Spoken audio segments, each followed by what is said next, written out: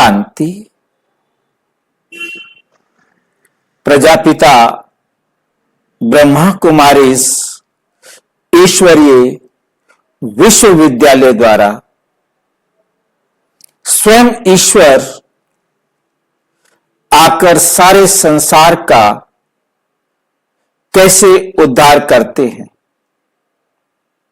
हमने एक नया सीरियल प्रतिदिन 8 बजे शुरू किया है, जो इसी समय लाइव YouTube पर भी चल रहा है और आप सभी YouTube पर लाइव भी जुड़ सकते हैं, जिसका विषय हमने रखा है ईश्वर और उनके नियम, जो सारे संसार को चलाने वाला है।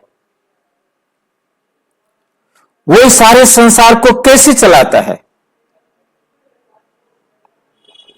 और उसने ब्रह्मा कुमारी द्वारा यह आध्यात्मिक ज्ञान कैसे देना शुरू किया, क्यों चुना। यह एक परिवर्तनकारी यात्रा है। इस टॉपिक पर हमने इस सीरियल को शुरू किया है। इस सीरियल में मैं सबसे पहले अपना ही परिचय देता हूं कि मैं इस प्रजापिता ब्रह्मा कुमारीज ईश्वरीय विश्वविद्यालय के संपर्क में कैसे आया, कैसे मैंने ईश्वर को पहचाना, कैसे मुझे विश्वास हुआ कि स्वयं ईश्वर आकर के इस सारे संसार का उद्धार कर रहे हैं।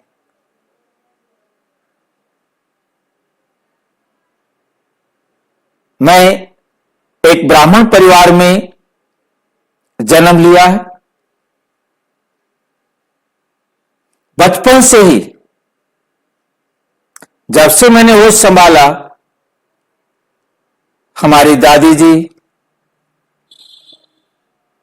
रामायण भागवत कोई ना कोई किताब उठा के देते, मैं पढ़ना जानता था, बस आओ और पढ़ के सुनाओ।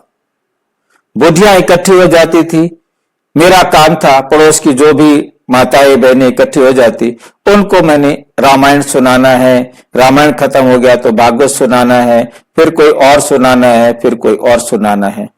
मेरे को यही मालूम था कि मुझे स्कूल से आने के बाद उनके लिए यह सत्संग कराना है, पढ़ करके सुनाना है। तो नेचुरल एक स्वाभाविक रूप से मैंने एक छोटा सा मंदिर भी बना लिया और उस मंदिर में पूजा करना, ब्राह्मण होने के नाते हमारा एक नियम था, तो हमने पूजा भी करनी है। तो मैं स्कूल में भी जाता था तो बड़े बड़े तिलक लगाकर लंबी लंबी चोटी हुआ करती थी और मैं स्कूल में जाता था। परमात्मा से मिलने की नेचुरल इच्छा थी, परंतु तब तक यही था कि यही भगवान है, यही भगवान है, उनके लिए हमने जाप करना है, पूजा करना है, आरती करना है, सत्संग करना है, कथा सुनाना है, कथा सुननी है। मतलब मेन जो एक आम दुनिया के अंदर रिचुअल्स चल रहे थे, मैं उसी रीति से चल रहा था। इंटर तक, 12वीं क्लास तक मेरा यही रूप था। 12वीं क्लास मैं एक प्राइवेट कॉलेज से कर रहा था। उसके लेक्चरर ने, इंग्लिश के लेक्चरर ने एक पोइम पर बताया, ऑन हिज ब्लाइंडनेस एक पोइम है, उसको बहुत अच्छी तरह समझा रहे थे। उन्होंने कहा परमात्मा को हमारी सेवा की जरूरत नहीं है,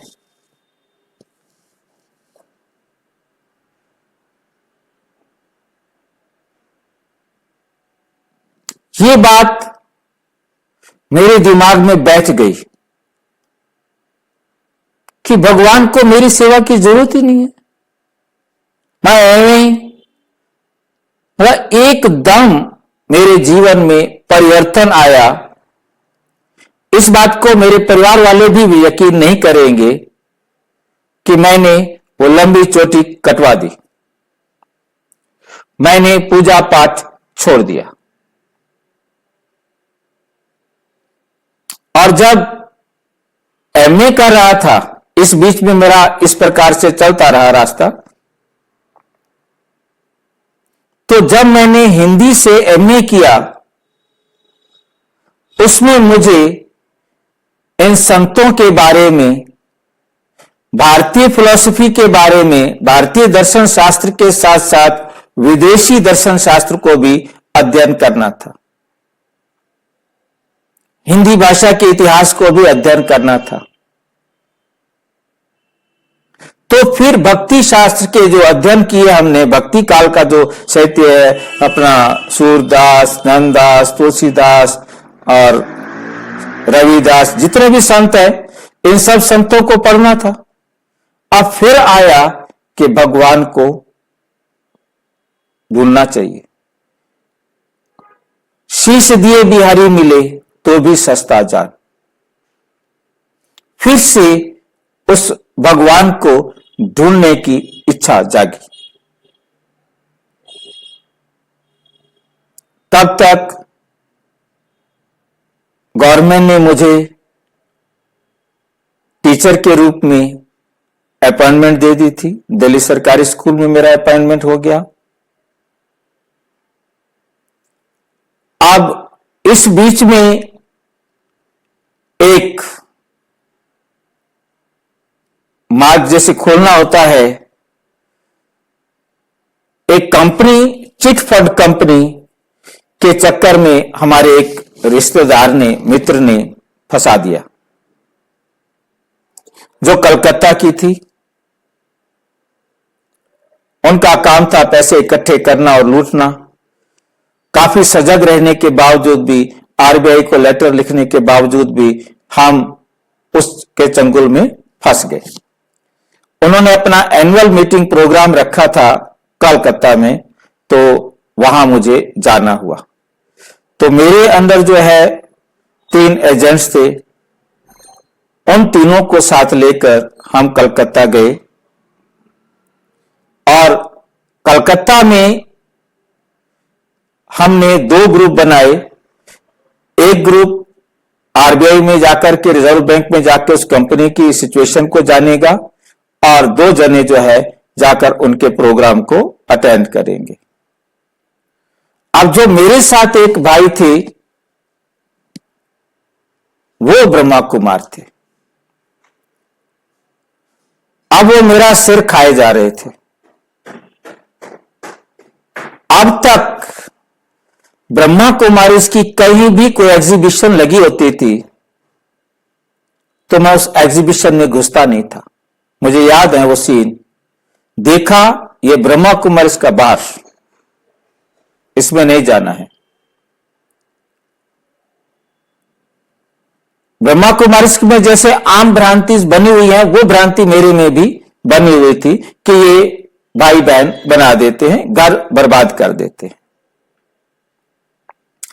अब उसने यहां से ट्रेन से जाना कलकत्ता तक और उसके साथ बैठकर जाना, आप समझ सकते हैं वो ब्रह्मा कुमार भाई, और वो क्या क्या बताता रहा होगा मुझे तो याद नहीं। बाकी ये था कि वो सिर खाता गया।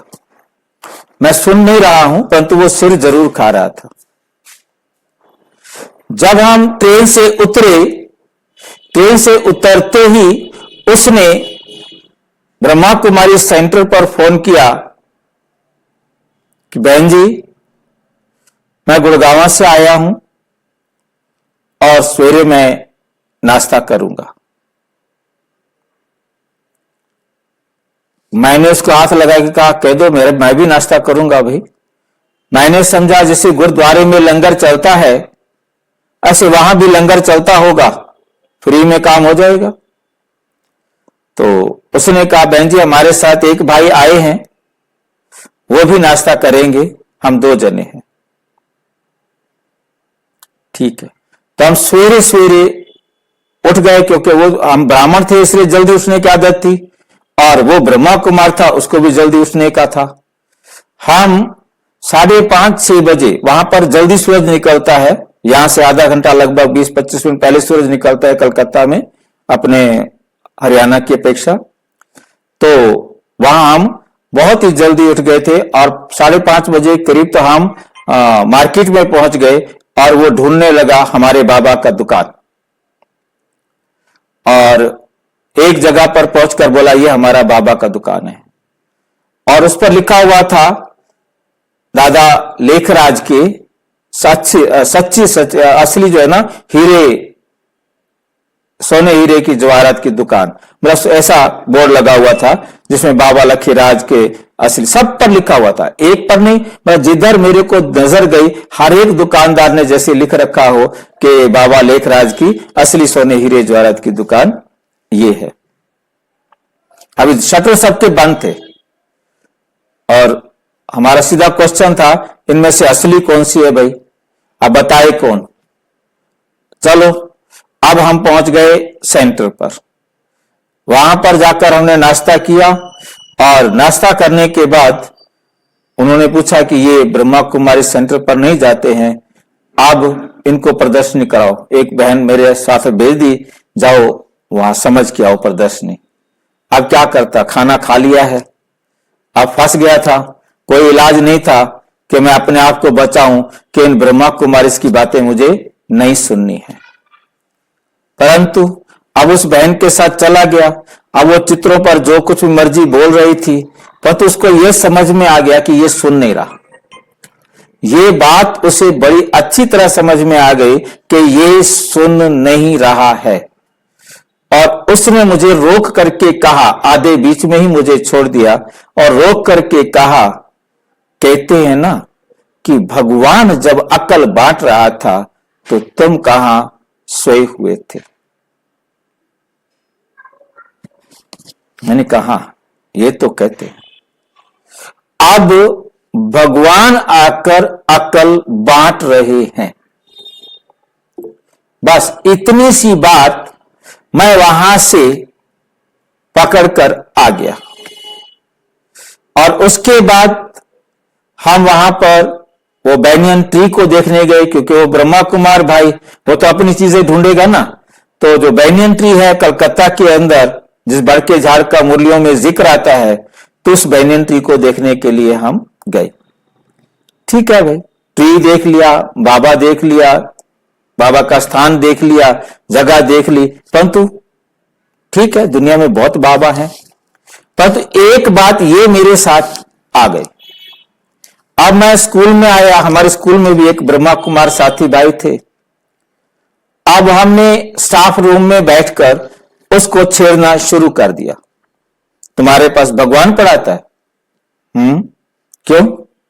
और सारी दुनिया मर गई है, हम ब्राह्मण, पैदाइशी ब्राह्मण है भाई, हमें भगवान पढ़ाता नहीं, तुम्हें भगवान पढ़ाने आया है। तो इस प्रकार से हमारी जिद या हमारी बहस या हमारी चर्चा काफी समय तक चलती रही। एक दिन हमारी ये चर्चा इस बात पर अटक गई, यदि तुम्हारे पास भगवान पढ़ाता है तो तुम भगवान से मिला दो।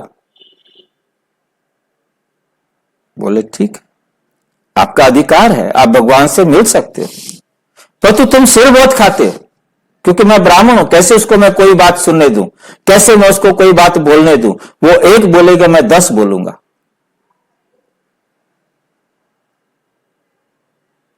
ये बात भी मेरे को फिर अपील की कि ये बात ठीक है, बिना सुने तो कुछ मिलेगा नहीं ना, सुनो तो सही, अच्छा नहीं लगेगा तो छोड़ देंगे। ठीक है, मुझे भगवान से मिलवाओ। बोला जी उसके लिए आपको 7 दिन का कोर्स करना होगा। मैंने कहा ठीक है, 7 दिन का कोर्स कर लेंगे। तो मैंने कहा गुड़गांव में कर लूं। तो उस टाइम हमारी 1990 की बात है, 25 से 1 तारीख तक हमारी छुट्टियां होती हैं। तो मैंने कहा कि ये हमारी छुट्टियां हैं, इसमें कोर्स कर लिया जाए। ठीक बात है। तो मैं लगभग 24 तारीख को ही ब्रह्मा कुमारी सेंटर पर पहुंच गया। मैंने बहन जी से बात किया कि मुझे 7 डेज कोर्स करना है, तो उन्होंने कुछ बताया, जो उनकी मर्जी थी उन्होंने सुनाना था। मैंने तो सुनना नहीं, मैंने तो सुनना ही नहीं, उन्होंने जो सुनाना है सुना दे।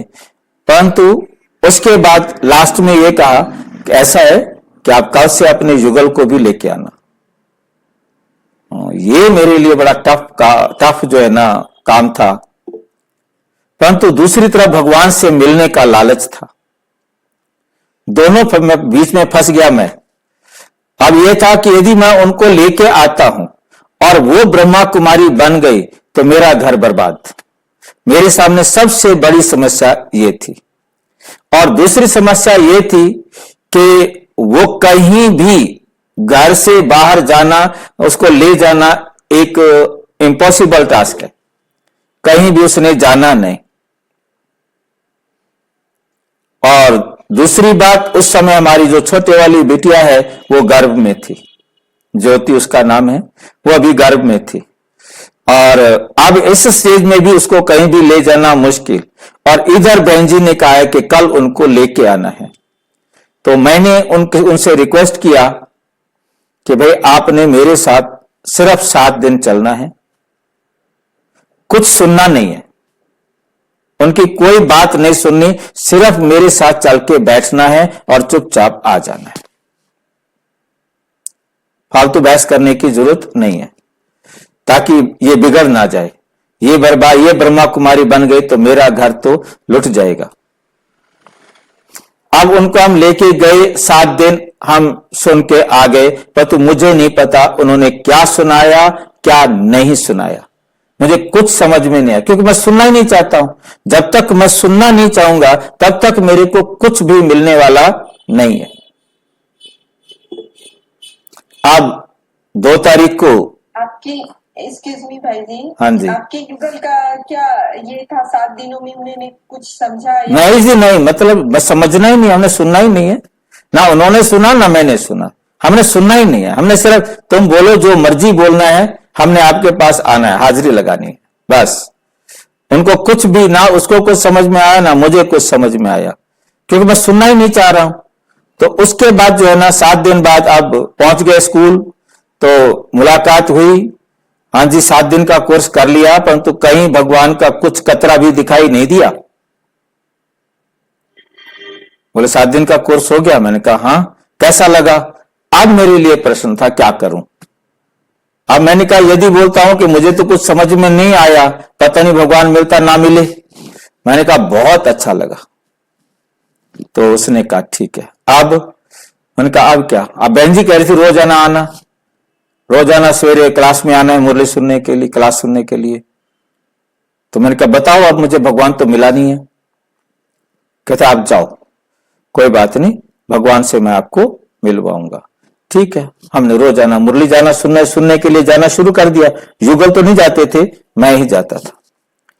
अब उसके बाद मुरली सुनने में भी मुझे कुछ समझ में नहीं आ रहा। बस इतना मुझे समझ में आया कि कोई इनका बाबा होगा, कोई दादी होगी, अच्छी अच्छी बातें लिख देते हैं और ये अच्छी बातें हमें सुना देते हैं। ठीक है, कापी भी लेके जाते थे, लिख लो जी, अच्छी बातें लिखा करो, डायरी लेकर आनी है। उस टाइम नियम था कि डायरी लेकर के जाना है। अब उसके बाद चलता रहा। अब मुझे कुछ समझ में तो आ ही नहीं रहा, क्योंकि 7 डेज कोर्स, मुझे बेसिक कोर्स ही नहीं समझ में आया, तो मुरली कहां से मेरे को समझ में आनी थी। पर तो इतना था, ठीक है मुझे भगवान से मिलना है। मेरी बस एक ही इच्छा थी कि मुझे भगवान से मिलना है। अब गर्मियों की छुट्टियां आ जाती हैं मई जून में, तो उसमें शिविर लगते थे वहां पर। तो उस समय बहन जी ने पूछा हाँ जी योग शिविर में, राजयोग शिविर है माउंट आबू में, कौन कौन जाएंगे? मैं तो वेट कर रहा हूं कि मुझे कोई भेजे। मैंने कहा मैं जाऊंगा। ठीक है जी, मेरा नाम लिखा गया। और एक रिटायर्ड जज थे, बुजुर्ग, और एक जवान बच्चा और एक रिटायर्ड जज, और 2 जने जो है ना, हम गुड़गांव से माउंट आबू में राजयोग शिविर में गए। और राजयोग शिविर करने के लिए वहां पर लगभग 200 भाई बहन आए होंगे, क्योंकि हमने सुना वो कह रहे थे 200 आए हैं, 200 आए हैं राजयोग शिविर करने के लिए। मतलब उनको 200 की संख्या एक बहुत बड़ी संख्या लग रही थी। तो ठीक है, पांडव भवन ही था और तो कुछ था ही नहीं। तो उसके बाद जो है ना, हम 1991 की बात है ये, मतलब मई जून में गर्मियों की छुट्टियां थी, तो उसके अंदर हम वहां पर गए और हम दोनों एक ही कमरे में रहते थे और सारा दिन हमने कहा ये तो आत्मा आत्मा आत्मा, एक आत्मा आत्मा रटवाए रखते हैं, ये हमें आत्मा बना देंगे। बस हम ये मजाक वजाक करके वहां से भी बैरंग खाली हाथ वापस आ गए। कुछ समझ में नहीं आया। आके मैंने कहा भाई वहां तो कुछ भी नहीं मिला, सिर्फ एक ही बात मिलती थी, जो भी क्लास कराते थे आत्मा आत्मा आत्मा, हर एक में आत्मा की ही बात करते थे, हमें तो कुछ समझ में नहीं आता भाई। भगवान तो कोई दिखा नहीं वहां पर। बोले भगवान अब आएंगे, मैंने कहा वेट करो, मैं कोई बात नहीं। अब भगवान से मिलने का टाइम आ गया। अक्टूबर नवंबर में हमें परमात्मा से मिलने का चांस शुरू होता था, सर्दियों के सीजन में। अब सीजन शुरू हुआ तो बहन जी ने कहा हाँ जी कौन कौन जाएंगे माउंट आबू बाबा से मिलन मनाने के लिए। मैंने हाथ खड़ा कर दिया, मुझे तो भगवान से मिलने की इंतजार है कि कब मुझे भगवान से मिलाएंगे। तो बहन जी ने पूछा पवित्रता, खान पान, मैंने क्या सुधारना था, मैंने कुछ भी नहीं सुधारा। तो बोले नहीं आप नहीं जा सकते, डिनाई, मुझे नहीं जा सकता मैं। ठीक है भाई, हाँ क्या कर सकते। मैंने जाके उसको बताया कि बहन जी ने मना कर दिया कि आप नहीं जा सकते। अच्छा कोई बात नहीं, ऐसा करो आपको मैं बैज दे रहा हूं, इस बैज को लगाओ और आप चले जाओ। उस टाइम इतना स्ट्रिक्टनेस नहीं थी और बैज लगाया और आप चले जाओ और कहना कि मैं अहमदाबाद आया हुआ था, सोचा आज बाबा मिलन है, मैं बाबा मिलन कर लूं, बता देना उनको। लेटर के लिए पूछे तो कहना लेटर नहीं है। तो उसके बाद मैं पहुंच गया वहां पर और जगह तो मैं देख के आ ही गया था।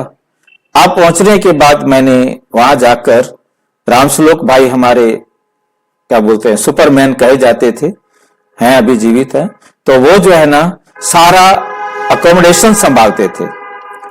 और मैं वहां गया तो उनके पास पहुंचा तो उनको बताया, बोले जी लेटर। मैंने कहा लेटर तो नहीं है।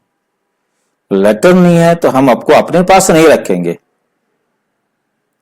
मैंने कहा मैं बाबा से मिलना है। तो क्या बाबा से मिलो, वो आपका बाबा है, और तो हम आपको अपने पास नहीं रखेंगे, पता नहीं आप कौन हो। चलो ये तो मेरा भाग्य था कि मुझे परमात्मा से मिलने की परमिशन तो मिल गई। उसके बाद मैंने कहा अच्छा मैं कहाँ रहूं। बोले आप धर्मशाला में रहो, होटल में रहो, बहुत है आबू में, जाके देखो। मैं धर्मशाला में गया, धर्मशाला वालों ने देखा मुझे बैज लगा हुआ है तो उन्होंने कहा कि हम आपको नहीं रखेंगे। मैंने कहा क्यों, आपके तो यहां पर संस्था है ब्रह्मा कुमारी, इसमें वहां जाके रहो। मैंने कहा उन्होंने तो मुझे भेजा है। कहता ऐसा नहीं हो सकता। उन्होंने फोन मिलाया तुरंत ब्रह्मा कुमारीज में कि आपका भाई हमारे पास आया एक। बोले हाँ ठीक है। बोले ना आप गारंटी लेते हैं, मतलब आप उनका मतलब इंट्रोड्यूस करते हैं उनको, हम यहाँ अपने पास रखें। वो जी हमारे परमिशन से नहीं आया इसलिए हम अपने पास नहीं रख रहे और हम आपकी उसकी कोई गारंटी नहीं लेते। तो बोले जी हम आपको नहीं रखेंगे, आप अकेले हैं, पता नहीं तुम क्या कर लो, सुसाइड कर लो, क्या कर लो।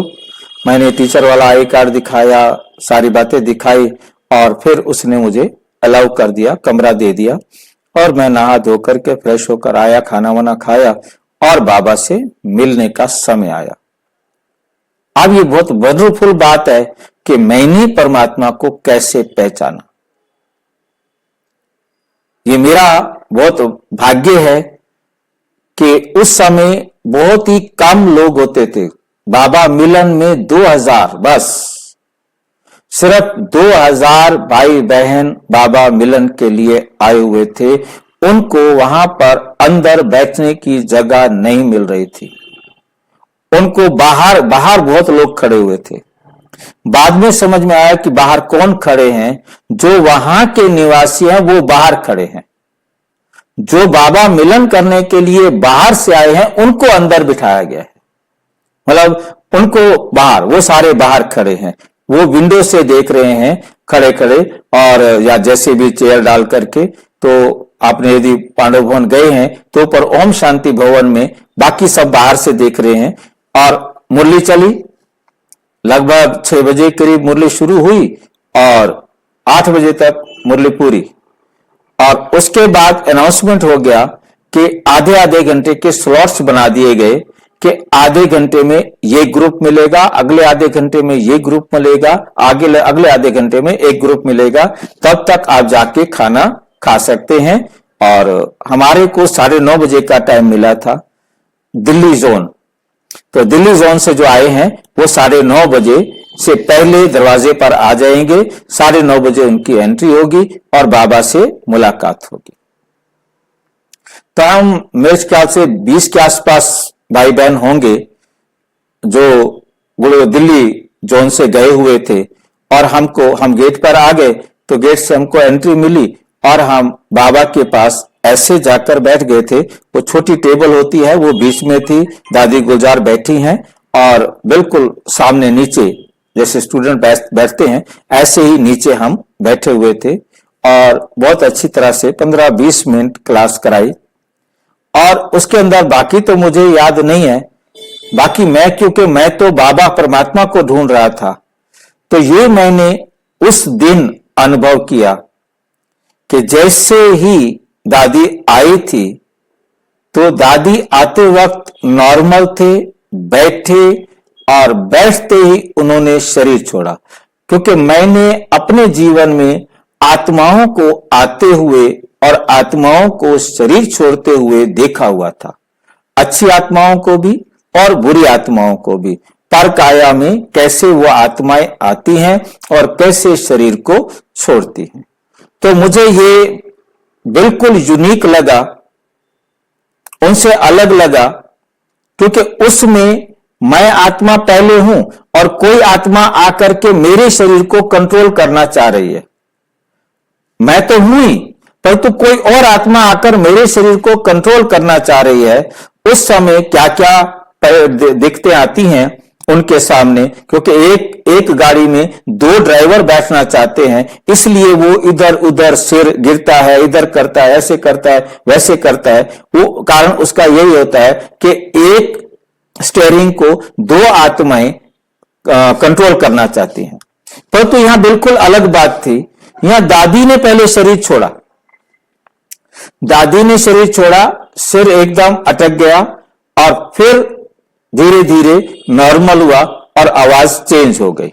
आवाज चेंज होने से समझ में आया कि दूसरी कोई आत्मा आ गई है। परमात्मा अभी समझ में नहीं आया था पहले तो ये लगा कि ये दादी वाली आत्मा गई और दूसरी आत्मा आई है, इसलिए कोई भी शरीर के अंदर हरकत नहीं हुई। कोई भी शरीर में मतलब जो परेशानी होती है, जो हम देखते हैं, हम सिर इधर उधर मारते हैं, वो सिचुएशन वहां पर नहीं हुई। ये मुझे समझ में आया कि ये कोई आत्मा आ गई है। चलो ठीक है, आत्मा आ गई है। अब जो बोलना शुरू किया, जब बोलना शुरू किया तो एक बात ऐसे लग रही थी कि ये कोई मनुष्य नहीं बता सकता, ये कोई मनुष्य नहीं बोल सकता, ये कोई गुरु नहीं बोल सकता। जो बातें मतलब एकदम ऐसी थी कि जो सामान्य व्यक्ति बोल भी नहीं सकता, सुना भी नहीं सकता। और अब तक जो मैं सोचता था कि वो दादियां या कोई बाबा वहां से लिख कर भेज देता है, वो भ्रम खत्म हुआ कि ये परमात्मा ही है और ये जो है परमात्मा ही पढ़ा रहा है। तो ये मुझे यकीन हुआ।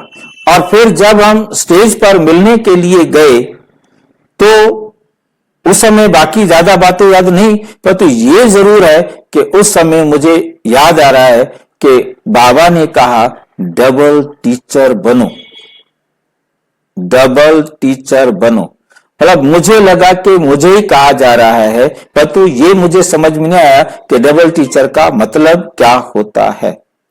तो अब उसके बाद मेरे को एकदम फिर जाने के टाइम भी देखा कि बिल्कुल कि मैं तो सिर्फ यही ढूंढ रहा था कि परमात्मा के आए हैं तो इनका जाना कैसे, क्योंकि मैंने आत्माओं को जाते हुए भी देखा है कि कैसे निकलती हैं आत्माएं, क्या हालत होती है उनकी आत्माओं की, और उनका शरीर इतना टूटता है, इतना दर्द होता है जब कोई दूसरी आत्मा शरीर को छोड़कर जाती है।